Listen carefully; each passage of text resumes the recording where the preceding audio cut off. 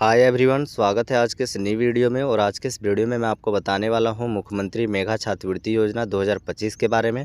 मुख्यमंत्री मेगा छात्रवृत्ति योजना 2025 का फॉर्म फिल होना चालू हो चुका है। तो मैं फॉर्म फिल करने का कंप्लीट प्रोसेस आज के इस वीडियो में मैं आपको बताने वाला हूं। साथ ही साथ मुख्यमंत्री मेगा छात्रवृत्ति योजना क्या है, इस योजना में कौन से क्लास के विद्यार्थी अप्लाई कर सकते हैं, अप्लाई करने के बाद कितना आपको स्कॉलरशिप मिलेगा, कंप्लीट जानकारी आपको इस वीडियो के माध्यम से देने वाला हूँ। तो वीडियो को शुरू से लेकर अंत तक देखें। चैनल पे नए आए तो चैनल को सब्सक्राइब कर लें, जिससे ऐसे ही वीडियो का नोटिफिकेशन आपको मिलती रहे। तो चलिए वीडियो को स्टार्ट करते हैं और सबसे पहले जान लेते हैं मुख्यमंत्री मेगा छात्रवृत्ति योजना क्या है। तो शॉर्ट टर्म में मैं आपको बता देना चाहता हूँ, मुख्यमंत्री मेगा छात्रवृत्ति योजना झारखंड सरकार के द्वारा संचालित एक योजना है, जिसके अंतर्गत प्रत्येक साल प्रत्येक जिले से 400 विद्यार्थियों का चयन किया जाता है। चयनित विद्यार्थियों को प्रत्येक साल 12,000 की छात्रवृत्ति राशि दी जाती है और ये क्लास 8 के विद्यार्थियों के लिए स्कॉलरशिप है। ठीक है, तो अभी जो क्लास 8 में है वो अप्लाई कर सकते हैं। इसमें कोई भी ऐसा नहीं कि सरकारी स्कूल में पढ़ाई कर रहे हैं तभी अप्लाई कर सकते हैं। अगर आप प्राइवेट स्कूल में भी पढ़ाई कर रहे हैं फिर भी मुख्यमंत्री मेगा छात्रवृत्ति योजना का स्कॉलरशिप भर सकते हैं। और अगर आप एग्ज़ाम को क्रैक कर जाते हैं तो आपको प्रत्येक साल 12,000 की राशि दी जाती है, आपको 9 से लेकर 12 तक। तो ये छोटा सा था मुख्यमंत्री मेगा छात्रवृत्ति योजना क्या है इसके बारे में। अब इसको जान लेते हैं कि अप्लाई कैसे किया जाता है। तो अप्लाई करने के लिए सबसे पहले आप अपना गूगल या क्रोम ब्राउज़र को ओपन कीजिएगा। आपके पास जो भी ब्राउज़र उसे ओपन कर लीजिए और सर्च बार में सर्च कीजिए जैक एग्ज़ाम पोर्टल। जिस तरह मैं टाइप कर रहा हूँ सेम आपको टाइप करके सर्च कर देनी है। सर्च करने के बाद सबसे पहला जो वेबसाइट आता है झारखंड एकेडमिक काउंसिल, इस पर आपको क्लिक करना है। जैसा आप इस पर क्लिक करते हैं आप झारखंड एकेडमिक काउंसिल के ऑफिशियल वेबसाइट पर आ जाते हैं। इस वेबसाइट का लिंक आपको वीडियो के डिस्क्रिप्शन बॉक्स में भी मिल जाएगा, जहाँ से क्लिक करके सीधा वेबसाइट पे आ सकते हैं। वेबसाइट पे आने के बाद डिस्प्ले को आपको स्क्रॉल करनी है। स्क्रॉल करेंगे तो यहाँ पे एक कॉर्नर मिल जाएगा स्कॉलरशिप एग्ज़ाम। स्कॉलरशिप एग्ज़ाम के नीचे आपको एक ऑप्शन मिल जाएगा सीएम मेरिट स्कॉलरशिप, इस पर आपको क्लिक कर देना है। जैसे आप इस पर क्लिक करते हैं आप सीएम मेरिट यानी कि मेगा छात्रवृत्ति योजना के ऑफिशियल पोर्टल पे आ जाएंगे। यहाँ पे आपको देखने को मिल जाएगा 3 ऑप्शन। फर्स्ट ऑप्शन जो दिया गया है online exam form for CM merit scholarship, यानी कि फ्रेश स्टूडेंट इसमें अप्लाई कर सकते हैं।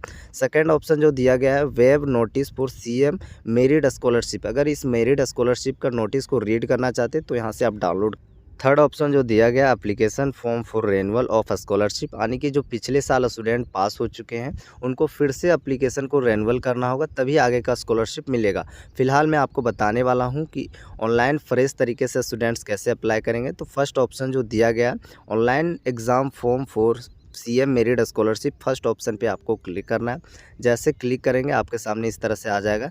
अगर चाहे सीएम मेरिट स्कॉलरशिप का नोटिस को रीड करना तो यहाँ क्लिक हेयर करके नोटिस को डाउनलोड करके आप रीड कर सकते हैं। नोटिस में साफ तौर पे सारी चीज़ें बताई गई कि अप्लाई करने का क्या डेट है, लास्ट डेट कब है, आपका जिला से कब तक वेरिफिकेशन कंप्लीट हो जाएगा, एडमिट कार्ड कब तक आएगा, कौन से स्टूडेंट्स अप्लाई कर सकते हैं, कंप्लीट जानकारी आपको इस नोटिस के माध्यम से मिल जाएगा। फिलहाल मैं अप्लाई करने का प्रोसेस बता देता हूँ।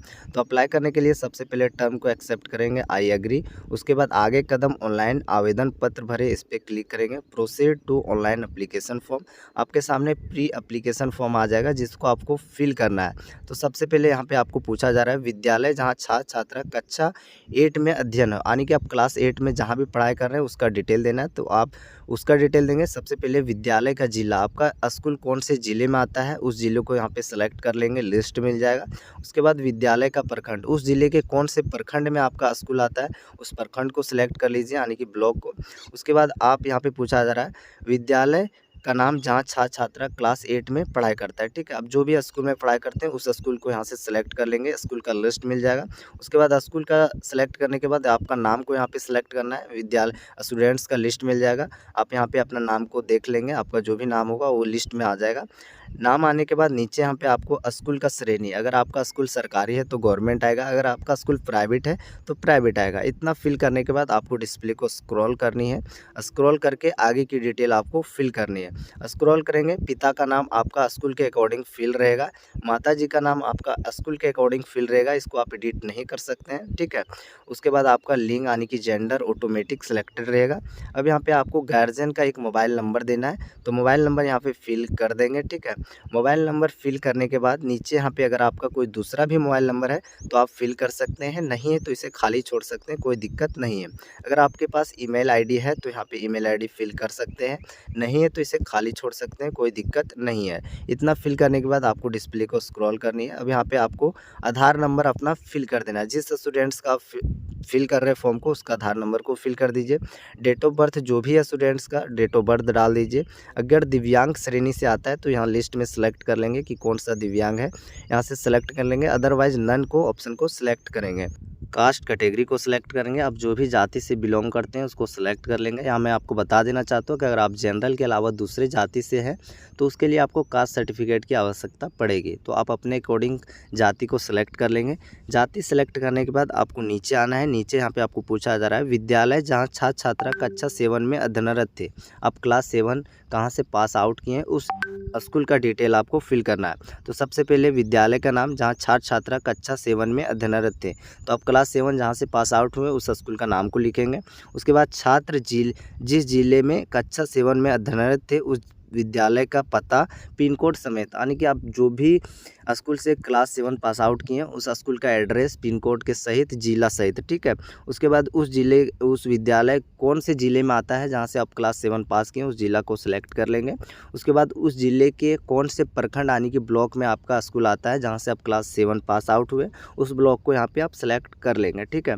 ब्लॉक सेलेक्ट करने के बाद नीचे की ओर आना है और यहाँ पे आपको परमानेंट एड्रेस फिल करना है। परमानेंट एड्रेस लाइन 1 में यहाँ देख सकते हैं। परमानेंट एड्रेस लाइन 1 में इस तरह से लिखेंगे, आपका जो भी विलेज है विलेज लिख देंगे और पोस्ट लिखेंगे लाइन 1 में, ठीक है। लाइन 2 में आपको लिखना है पीएस या ब्लॉक और डिस्ट्रिक्ट का नाम लिख देना है, ठीक है। उसके बाद नीचे आना है परमानेंट एड्रेस पोस्ट ऑफिस, आपका जो भी पोस्ट ऑफिस है पोस्ट ऑफिस का नाम को लिखेंगे। उसके बाद परमानेंट एड्रेस डिस्ट्रिक्ट, आपका जो भी ज़िला है उस ज़िला को सिलेक्ट कर लेंगे। उसके बाद परमानेंट एड्रेस ब्लॉक, आपका जो भी ब्लॉक है उसको सिलेक्ट कर लेंगे। ब्लॉक सेलेक्ट करने के बाद यहाँ पे आपको परमानेंट एड्रेस का पिन कोड जो भी है आपका एरिया का पिन कोड उसको डाल देंगे। पिन कोड डालने के बाद यहाँ पे आपको नीचे पूछा जा रहा है correspondent address as permanent address same. अगर आपका क्रॉसपोंडेंट यानी कि स्थायी पता और पत्राचार पता सेम है तो इस पर टिक करेंगे। इस साइड का जो एड्रेस है वो हट जाएगा। अगर अलग अलग है तो मैनुअली जिस तरह से परमानेंट एड्रेस है अलग है उस तरह से आप क्रॉसपोंडेंट एड्रेस जो भी आपका अलग अलग होगा उसको मैनुअली फिल कर सकते हैं, ठीक है। फिल करने के बाद नीचे की ओर स्क्रॉल आना है और यहाँ पे आपको डॉक्यूमेंट अपलोड करना है। जिसका भी फॉर्म फिल कर रहे हैं उसका फ़ोटो अपलोड करना है जिसका मैक्सिमम साइज़ 2 MB तक होना चाहिए। उसी के साथ वही स्टूडेंट्स का सिग्नेचर अपलोड करना है जिसका मैक्सिमम साइज़ 2 MB तक होना चाहिए। तो 2 चीज़ आपको अपलोड करना है। अगर आप जनरल से आते हैं तो ठीक है, अदरवाइज़ आपको BC1 BC2 से आते हैं तो जाति प्रमाण पत्र भी अपलोड करना पड़ता है। डॉक्यूमेंट अपलोड करने के बाद कैप्चा वाले ऑप्शन पे एक बार क्लिक करेंगे और सबमिट कर देंगे तो आपका एप्लीकेशन सबमिट हो जाएगा। फिलहाल मैं आपको एक बार पूरा रिव्यू करके फॉर्म को दिखा देता हूँ कि कैसे फिल करना है। जैसे ज़िला मैंने सेलेक्ट कर लिया, ब्लॉक सेलेक्ट कर लिया, स्कूल का जो भी नाम था उसको सिलेक्ट कर लिया, मैंने नाम को अपना सेलेक्ट किया। मेरा स्कूल गवर्नमेंट था तो गवर्नमेंट सेलेक्टेड आया। पिता का नाम, माता का नाम, gender, mobile number, email ID वगैरह है तो दे सकते हैं, नहीं तो खाली छोड़ सकते हैं। आधार नंबर मैंने स्टूडेंट्स का फिल कर दिया। डेट ऑफ बर्थ दिव्यांग श्रेणी से नहीं था तो मैंने नन को सिलेक्ट किया। जाति का कैटेगरी सिलेक्ट किया। उसके बाद क्लास 7 जो भी स्कूल से पास आउट हुआ था उसका डिटेल मैंने फिल कर दिया। पहले स्कूल का नाम, उसका पूरा एड्रेस को फिल किया। उसके बाद स्कूल जो भी ज़िला से था उस ज़िला को मैंने सेलेक्ट किया। उसके बाद उस ज़िले के ब्लॉक में जो भी ब्लॉक था उसको सिलेक्ट किया। उसके बाद मैंने परमानेंट एड्रेस को फिल कर दिया कम्प्लीटली, देख सकते हैं विलेज, पोस्ट, PS, डिस्ट्रिक्ट करके, और जो भी पोस्ट ऑफिस था स्टूडेंट्स का उसको फिल किया। डिस्ट्रिक्ट जो भी था डिस्ट्रिक्ट को मैंने सेलेक्ट कर लिया। उसका ब्लॉक जो था ब्लॉक सेलेक्ट किया, पिन कोड सेलेक्ट किया, और इसका जो परमानेंट एड्रेस और करस्पॉन्डेंट एड्रेस सेम है तो मैंने टिक किया।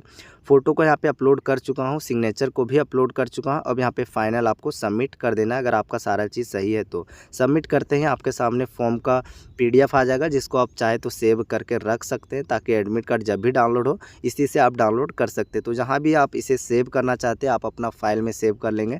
तो इस तरीके से आप मुख्यमंत्री मेगा छात्रवृत्ति योजना 2025 का फॉर्म को फिल कर सकते हैं। फिल करने का कंप्लीट प्रोसेस आपको शुरू से लेके फॉर्म सबमिट तक स्टेप बाय स्टेप दिखा दिया। उम्मीद करता हूँ ये वीडियो आपको पसंद आया होगा। अगर वीडियो पसंद आए तो वीडियो को लाइक कीजिए, फ्रेंड के साथ अधिक से अधिक शेयर कीजिए, और अगर आपके मन में इस वीडियो से संबंधित कोई कन्फ्यूजन है या आप सुझाव देना चाहते हैं तो आप नीचे कमेंट बॉक्स में दे सकते हैं। वीडियो को अंत तक देखने के लिए बहुत बहुत धन्यवाद। जय हिंद, वंदे मातरम।